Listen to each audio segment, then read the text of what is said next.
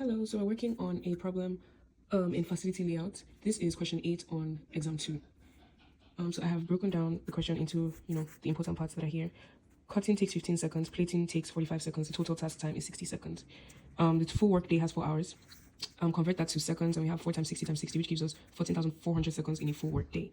The question states that the workers cannot be working 100% of the day. They need to be working for only 75% of the day and taking a break for 25%, right? So 25% break, 75% efficiency, they'll be working for 75% of the time.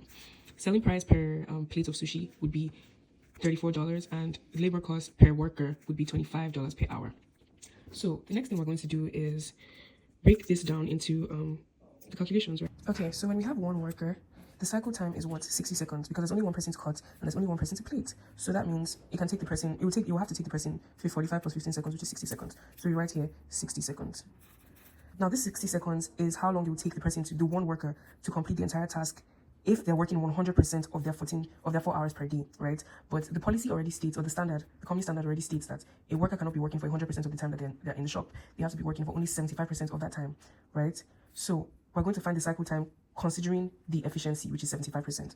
So here's what we do. So to calculate that, we say a certain number times, which is x, times 75% is equal to 60, which is this number here. Okay, so here's the thing. 75% of a certain number is equal to 60 seconds. That certain number has to be greater than 60 seconds because it accounts as well for the rest time, the amount of downtime that they have. So simple math, x is equal to 60 seconds over 75%, which is 80 seconds.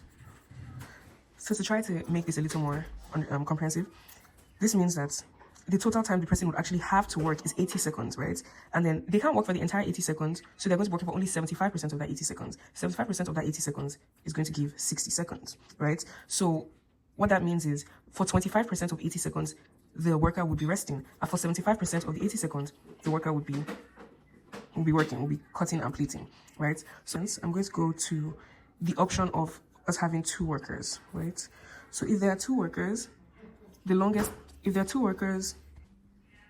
it's going to take 45 seconds to complete the entire task. Why? Because 45 seconds is the longest individual task time, and the total task cannot be done in less than 45 seconds. So we're going to have 45 here. And to get what we have here, we have x times 75% is equal to 45. And 45 divided by 75% is equal to 60. So you have 60 seconds here. Just to reiterate what this whole thing means here. This means that if there are 2 workers, it's going to take the worker 45 seconds. It's going to take 2 of the workers 45 seconds to complete the task, right? And because the worker cannot be working for the entire 45 seconds, they need some extra time. And that extra time, after calculating it, we end up getting 60 seconds. So for 25% of this time, they will be resting. And for 45 seconds, they will be working. Does that make sense? I hope so. Okay, moving on to output. Output is the amount of sushi plates that they're going to be able to make if they have 1 worker, right? So how do we calculate that? We calculate that by doing 14,400 seconds, which is number of seconds we have in a day, divided by the cycle time. So that would give us 180 and 240. And just to mention as well, the cycle time that we're dividing by is this new cycle time, because this is what we're working with. This doesn't meet the standard because it has the workers working for 100% of the time, which is not right. So we're using this cycle time. So 14,400 divided by 80 and 14,400 divided by 45. Here we're going to find the revenue. Revenue is selling price times quantity. This is quantity. Selling price is $34. So we do 34 times 180, which gives us 6120. And then 34 times 240, which gives us 8160. This is in USD.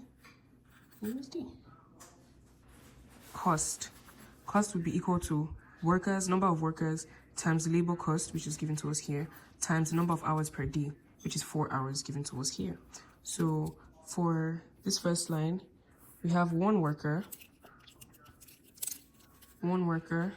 times labor cost of 25 per hour times 4 hours per day, which is equal to 100. And then we do the same for the next line. Okay, so we have $100 in cost when we have one worker, and $200 in cost when you have two workers. Now we're going to go on to profit, and profit is easy. It's simply revenue minus cost. So after calculating the revenue, we're going to choose which one is the highest revenue, because that's what the question asks. So this gives us $6,020, and this gives us $7,960. The question asks for the max profit that can be made. So the max profit here is $7,960. So as a quick summary, it is indeed going to cost less to have one worker, but it's going to also make them less. It's going to cost more, but it's going to make them more money to have two workers. And I hope that makes sense. I hope that was helpful. I also wanted to mention that we thought to stop at two workers because it doesn't quite make any sense to have more than two workers doing a two-task job.